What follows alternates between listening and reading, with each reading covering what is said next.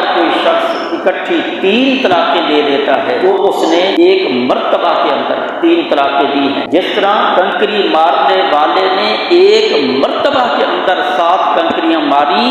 مگر وہ ایک شمار ہوئی، وہ 7 شمار نہیں ہوں گی۔ ایسے ہی شریعت نے یک وقت 3 طلاقیں اکٹھی دینے کا کہیں نہیں کہا گیا کہ رسول اللہ صلی اللہ علیہ وسلم نے اس شخص کے اوپر شدید برہمی کا اظہار کیا جس نے ایک وقت کے اندر اپنی بیوی کو 3 طلاقیں دے دی تھی۔ اعوذ باللہ السمیع العلیم من الشیطان الرجیم، بسم اللہ الرحمن الرحیم۔ الطلاق مرتان فإمساک بمعروف او تسریح بإحسان۔ طلاق کے مسائل بیان کیے جا رہے تھے۔ اس آیت کا سبب نزول، اس کا پس منظر امام ابن ابی حاتم رحمہ اللہ نے اپنی تفسیر کے اندر اور اسی طرح کچھ اور محدثین نے اپنی کتابوں کے اندر نقل کیا ہے۔ ایک صحابی انہوں نے اپنی بیوی سے کہا، نہ میں تمہیں چھوڑوں گا اور نہ ہی میں تمہیں رکھوں گا۔ اس نے کہا کہ وہ کیسے؟ کہنے لگا کہ میں تمہیں طلاق دوں گا، جب تیری عدت ختم ہونے کے قریب ہوگی تو پھر میں تجھ سے رجوع کر لوں گا، دوبارہ طلاق دے دوں گا، پھر جب عدت ختم ہونے کے قریب ہوگی پھر میں تمہیں طلاق دے دوں گا، تمہارے ساتھ میں یہی کرتا رہوں گا، طلاق دوں گا، عدت ختم ہونے کے قریب پھر رجوع کر لیا کروں گا۔ وہ عورت رسول اکرم صلی اللہ علیہ وسلم کے پاس آئی، آپ سے آ کر یہ بات ذکر کی کہ میرے شوہر نے مجھے یہ کہا ہے۔ نبی اکرم صلی اللہ علیہ وسلم کے پاس اللہ تبارک و تعالیٰ کی طرف سے اس سے پہلے اس حوالے سے کوئی حکم نازل نہیں ہوا تھا، چنانچہ اس واقعہ کے بعد اللہ تبارک و تعالیٰ نے یہی آیت نازل کی، الطلاق مرتان، طلاق 2 مرتبہ کی ہے۔ 2 مرتبہ کی طلاق کا مقصد یہ ہے کہ مرد کو جس طلاق کے بعد رجوع کرنے کا حق دیا گیا ہے وہ 2 مرتبہ کی طلاق ہے۔ ایک مرتبہ طلاق دی ہے وہ رجوع کر سکتا ہے، پھر اس نے طلاق دی پھر بھی رجوع کر سکتا ہے، لیکن پھر اس سے اگلی آیت کے اندر فرمایا فَإِن طَلَّقَهَا فَلَا تَحِلُّ لَهُ مِن بَعْدُ حَتَّى تَنكِحَ زَوْجًا غَيْرَهُ، کہ اگر اس کے بعد وہ تیسری طلاق دیتا ہے وہ عورت اس کے لیے حلال نہیں ہے۔ اب 2 مرتبہ مرد کو رجوع کا حق دیا ہے، اور اس آیت کے اندر بھی اللہ فرماتے ہیں فَإِمْسَاكٌ بِمَعْرُوفٍ، معروف طریقے سے عورت کو روکنا ہے، اور وہ روکنا وہ یہی رجوع کرنا ہے کہ طلاق کے بعد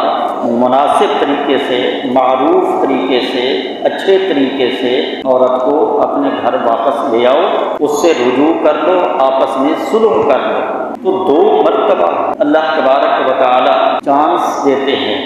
کہ ایک دفعہ طلاق دی ہے تو اس کے بعد رجوع کر لیں،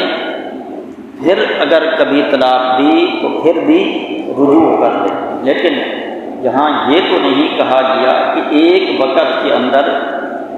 ایک طلاق دو گے تو رجوع کر سکتے ہو، اگر ایک سے زیادہ طلاقیں دی تو رجوع نہیں کر سکتے۔ مطلقاً طور پر ہے کہ طلاق دی، اب وہ ایک طلاق دی یا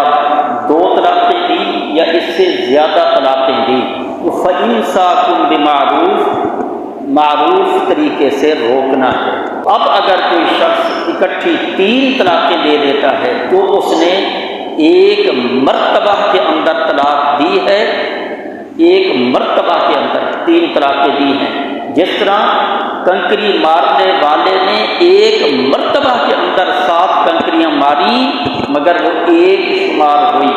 اس سے بھی معلوم ہوتا ہے کہ اگر مرد ایک وقت کے اندر